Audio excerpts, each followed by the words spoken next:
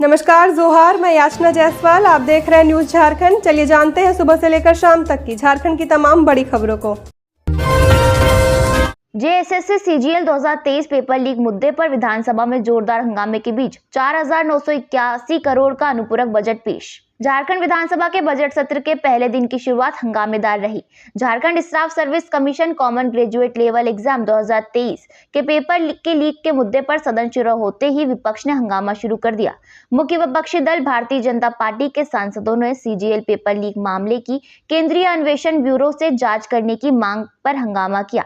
हंगामे के बीच ही वित्त मंत्री डॉक्टर रामेश्वर उरांव ने 4,981 करोड़ का तृतीय अनुपूरक बजट पेश किया। झारखंड विधानसभा में नेता प्रतिपक्ष अमर बाउरी ने कहा कि यह मामला बेहद गंभीर है। छात्र सड़क पर उतर गए हैं। जेएसएससी सीजीएल 2023 के प्रश्न पत्र लाखों रुपए में बिके हैं। सरकार को इसकी सीबीआई से जांच करानी होगी। वहीं कांग्रेस के नेता प्रदीप यादव ने कहा कि जेएसएससी सीजीएल 2023 का पेपर लीक होना गंभीर मामला है। साथ ही उन्होंने अन्य राज्यों में प्रश्न पत्र लीक होने का मामला भी जोड़ दिया। चंपई कैबिनेट की बैठक शुरू, कई महत्वपूर्ण प्रस्तावों पर लगेगी मुहर। झारखंड कैबिनेट की बैठक आज शाम 4 बजे शुरू हो गई है। बैठक विधानसभा की कार्यवाही के बाद प्रोजेक्ट भवन स्थित मंत्रिपरिषद में हो रही है। आज की बैठक में कई महत्वपूर्ण प्रस्तावों पर मुहर लग सकती है। गौरतलब है कि इससे पहले 15 फरवरी को कैबिनेट की बैठक होनी थी, जिसे स्थगित कर दिया गया था। झारखंड बजट सत्र 2024 सदन की कार्यवाही सोमवार 11 बजे तक के लिए स्थगित। झारखंड विधानसभा का बजट सत्र आज से शुरू हो गया है। पहले दिन शोक प्रस्ताव पढ़ा गया। विपक्ष ने जेएसएससी सीजीएल पेपर लीक के मामले की सीबीआई जांच की मांग की। साथ ही नेता प्रतिपक्ष अमर बाउरी ने रामगढ़ में हाजत में मौत हुए युवक का मामला भी उठाया। इसके साथ ही सदन की कार्यवाही सोमवार 11 बजे तक के लिए स्थगित कर दी गई है। 49 रुपए में ड्रीम 11 पर टीम बनाकर दिहाड़ी मजदूर ने जीते 1 करोड़, ऐसे बदली किस्मत। जामताड़ा जिले के नारायणपुर निवासी मिथिलेश रजवाड़ नामक युवक ने ड्रीम 11 पर पाकिस्तान प्रीमियर लीग में 49 रुपए लगाकर 1 करोड़ जीत लिया। मिथिलेश ने इस ऐप पर टीम बनाया और इस खेल में शामिल हो गए। मैच समाप्ति के बाद मिथिलेश रजवाड़ को 834 अंक मिले और इस खेल में वह 1 नंबर पर रहे, जिस कारण उन्हें 1 करोड़ रुपए का इनाम मिला। यह मैच मुल्तान सुल्तान बनाम कराची किंग्स के बीच खेला गया था। इसी मैच में मिथिलेश का दूसरा टीम 10वें नंबर पर रहा। इसमें उन्हें 2,500 रुपए का इनाम मिला। मिथिलेश का घर नारायणपुर बजरंग चौक में है।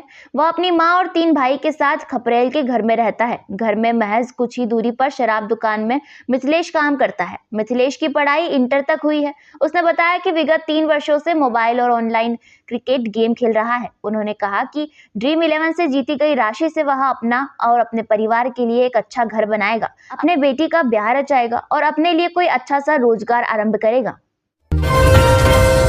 झारखंड में 24 से 26 फरवरी तक बारिश का अलर्ट। प्रदेश के कई जिलों में छाए रहे बादल, कहीं हुई बारिश। 28 से मौसम होगा साफ। झारखंड के कई जिलों में आज बादल छाए रहे, जबकि कई क्षेत्रों में हल्की बारिश भी हुई, जबकि शाम तक अन्य क्षेत्रों में बारिश हो सकती है। मौसम विभाग ने 24 फरवरी से लेकर 26 फरवरी तक राज्य में बारिश की आशंका जाहिर की है। 25 फरवरी को दक्षिणी और मध्य भाग में बारिश के आसार है। वहीं 26 को पश्चिमी और मध्य भाग में हल्की बारिश हो सकती है। 28 फरवरी को मौसम साफ रहने की संभावना है। आज 23 फरवरी को मौसम विभाग ने जिन जिलों में शाम तक बारिश की संभावना जाहिर की है, उनमें गढ़वा, पलामू, लातेहारा, चतरा, लोहरदगा, रांची, रामगढ़, हजारीबाग, बोकारो, कोडरमा, गिरिडीह, धनबाद, देवघर, जामताड़ा, दुमका, साहिबगंज, गोड्डा और पाकुड़ शामिल है, जबकि राज्य के दूसरे हिस्सों में बारिश नहीं होने की संभावना है।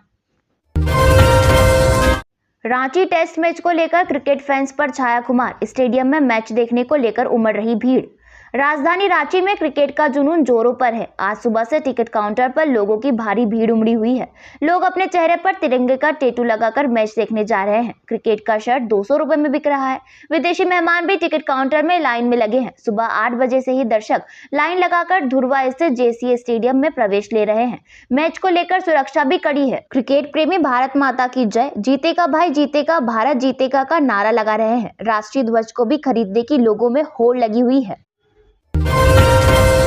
राहुल गांधी को झटका। झारखंड हाईकोर्ट ने खारिज की याचिका। लोअर कोर्ट में चलेगा केस।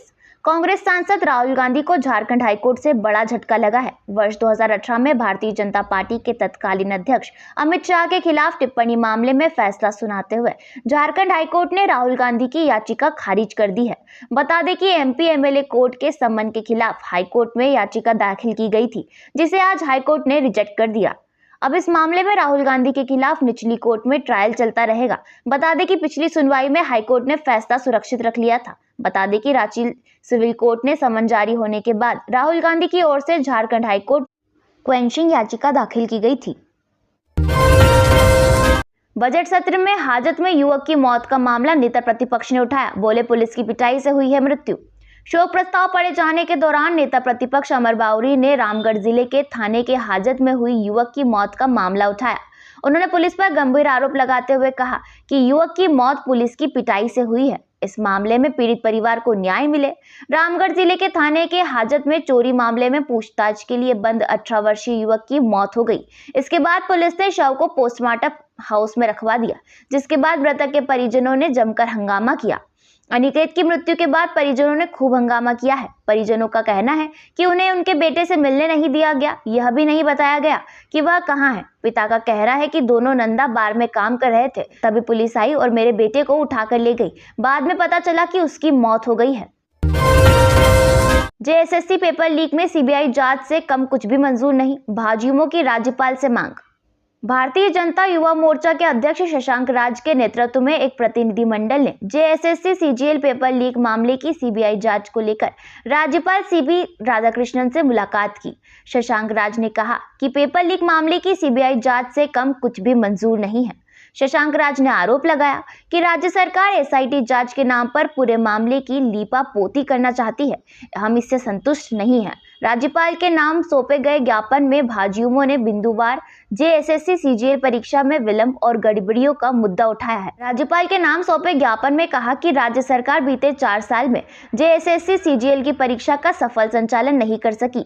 जब 28 जनवरी को परीक्षा हुई तो पेपर लीक का मामला उजागर हुआ और अब महज 4 घंटे में आयोग को परीक्षा रद्द करनी पड़ी। बजट सत्र शुरू होने से पहले इन विभूतियों को दी गई श्रद्धांजलि। विधानसभा बजट सत्र की आज से शुरुआत हो गई है। सत्र शुरू होने से पहले शोक प्रस्ताव पढ़ा गया, जिसमें कहा गया कि विगत सत्र में अब तक की अवधि में हमारे बीच में कई राजनेता, कलाकार और आम मेहता ब्रह्मानंद मंडल, गुणानंद नागरी गुजर गए। इनमें से चंद्रिका झा, सरयुग मंडल, फली एस नरीमन, आचार्य विद्यासागर महाराज, डॉक्टर प्रभा अत्रे, उस्ताद राशिद खान और अमीन सयानी आदि प्रमुख हैं। गूगल सर्च इंजन पर फर्जी कुरियर का नंबर डाल लोगों को चूना लगाने वाले 7 साइबर आरोपी गिरफ्तार। गूगल सर्च इंजन पर फर्जी कुरियर कंपनी का नंबर डालकर लोगों के खाते से पैसे उड़ाने वाले 7 साइबर क्रिमिनल्स को गिरिडीह की पुलिस ने गिरफ्तार किया है।